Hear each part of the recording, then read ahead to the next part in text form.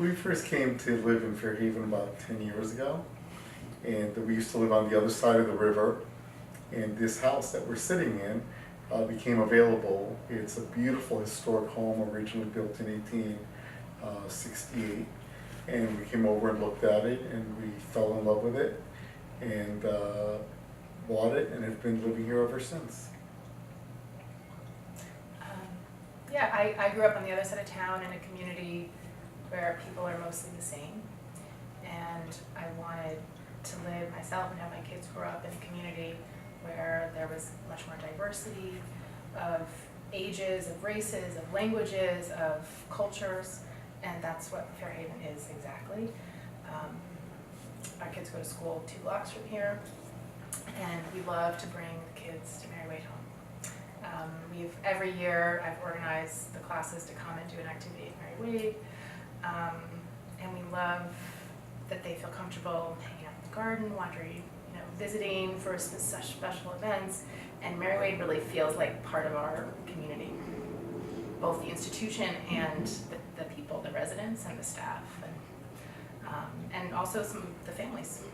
We have some residents from Mary Wade who get really, really involved in local politics.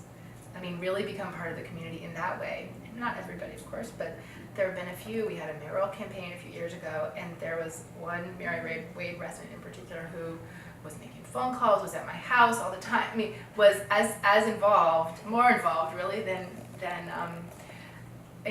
some of the younger people here. So it was, and organized the residents of Mary Wade too. So there are, I think there are some people who just stay more at Mary Wade, but for those who step outside, there's this whole world that's sort of waiting to embrace and engage them.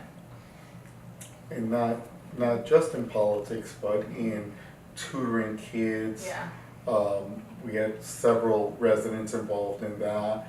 In the community gardens that we have about a half dozen community gardens in this area, and Mary Wade home residents are so involved, as a matter of fact, that one garden in particular has acquired 2 what are called raised beds.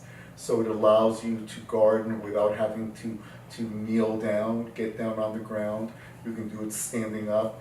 And I think that's a recognition of the involvement of the third age people who live in our neighborhood.